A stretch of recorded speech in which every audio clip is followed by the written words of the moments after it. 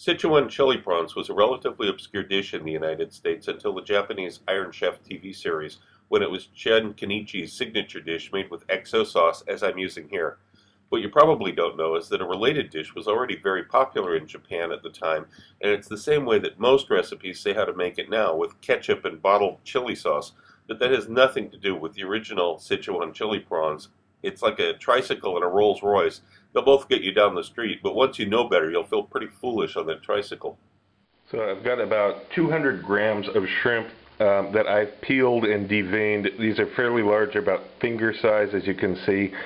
Don't use really small shrimp, they won't work. Don't use giant shrimp, they also won't work. So you need ones that are kind of in between large but not huge.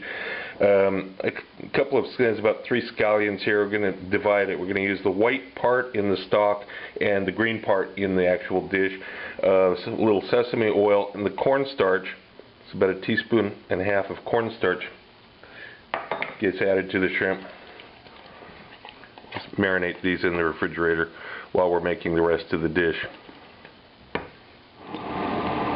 When the pan is hot, add about a teaspoon or so of sesame oil, not a lot, and all of the shells from the shrimp.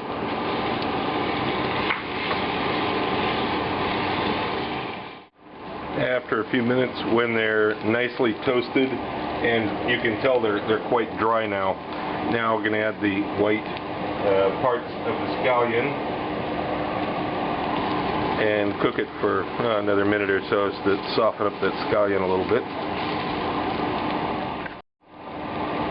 Okay, it's been about a minute and a half. I'm adding water to it. It's 150 milliliters of water. And the heat's, up till now, the heat's been fairly high. It's been about 7.5 out of 10. Now I'm lowering it down to about 4.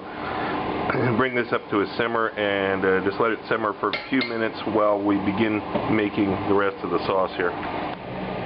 Now for the first stage of the sauce, you're going to need a lot of chilies. I'm using 60 grams of red chilies here. Of course, they'll weigh a little bit less after I cut the stems off, and you can scrape them and seed them if you want. This is supposed to be a very hot dish. You might be better off, if you like hot food, just get the stems off and chop them up. Don't take the seeds or the membranes out. Depends on how hot you like it. I've got 30 grams of cooked shrimp. I could have just as easily used raw shrimp.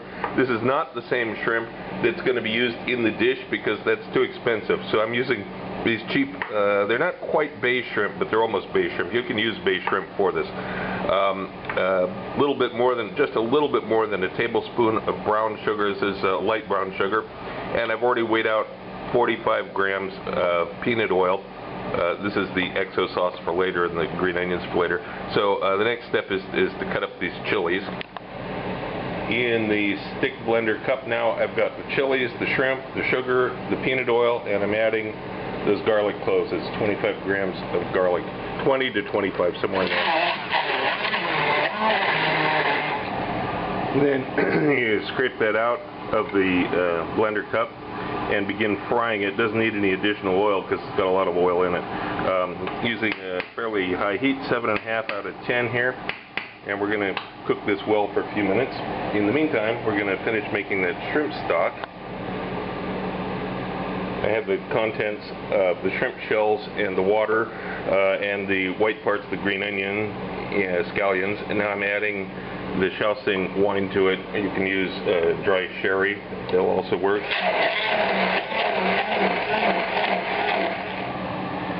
Then pass the mixture through a sieve. Obviously, most of the contents won't go through because it's shrimp shells, but get as much through as you can. This liquid that's underneath here is going to add body and flavor to the sauce. You could just use plain water. Obviously, this is going to be a lot better. Don't judge the taste of this. If you dip a spoon in this and taste it, remember it has no salt in it. We have not added any salt yet, so it won't have very much flavor right now, but it'll contribute a lot of flavor when you're all done with the dish. Okay. And in the meantime, on the other side here, the red chilies and garlic, peanut oil, all that is cooking still. I've lowered the heat down a little bit. It went down to 6 because it was just a little bit too frantic there. And it's been cooking now for almost 5 minutes. I'm going to it gets a little bit brighter red, as you can see. I'm going to give it just a little bit more, another couple minutes. Okay, it's been cooking for just over 6 minutes, almost 7 minutes now. The oil is starting to separate pretty good there. Let's scrape this off.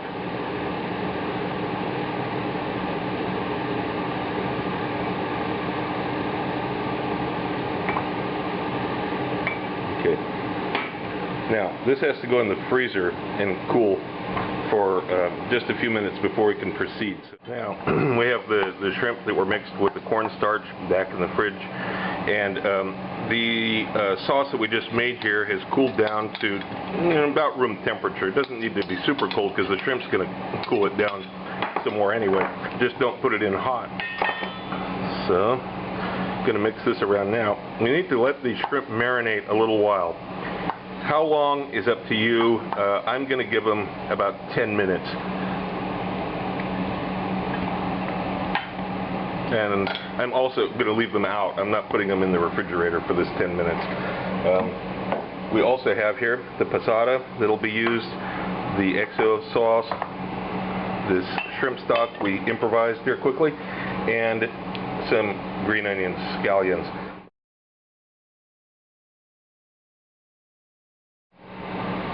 And while it's marinating, grate about a tablespoon of ginger and chop up the scallions. The pan is very hot now. I just checked the temperature. It's 220, 230 Celsius. Adding a little bit of peanut oil. Not too much because this mixture that we're going to cook here has got a lot of oil in it already. So here's the shrimp and the marinade. Chili sauce, as it were.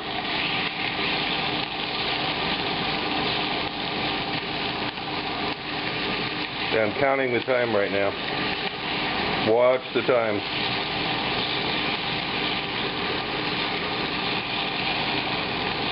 There will be some splattering. You will be doing some floor cleaning after this. Nothing you can do about it. Don't stir around too much because otherwise it won't have a chance to really brown.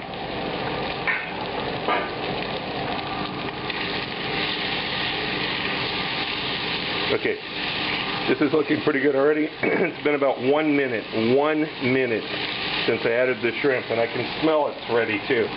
Now the passata goes in. Whoa, this is a very, very powerful smelling dish. The ginger,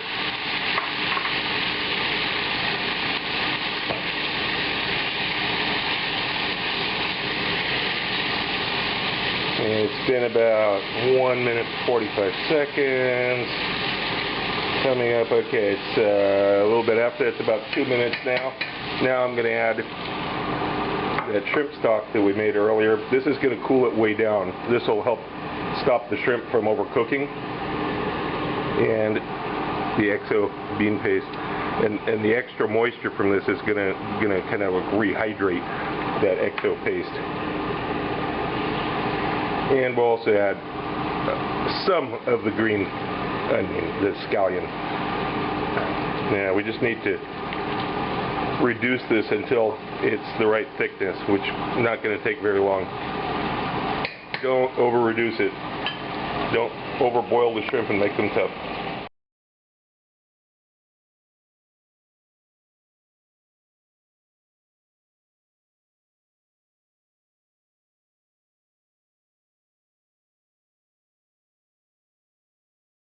The second volume of my cookbook is now available through Amazon and other booksellers. It covers the YouTube recipes from the last 8 months with more in-depth information. I received requests for the procedures on all recipes, and I've listened to you. Every recipe has step-by-step directions, and of course there are recipes that aren't on YouTube. But this is not just a recipe book. Far from it, as you can see from some of the topics scrolling by here. I'm certain that anyone who watches my channel and any serious cook will find this book a treasury of useful and new information you won't find anywhere else. If you want to know more about my adventures as a chef around the world and have some great laughs along the way, be sure to check out the video tour of my book, 40 Years in One Night, It's up on YouTube right now. Click the link. Also look for my cocktail book, Cocktails of the South Pacific and Beyond, Advanced Mixology, available through Amazon online.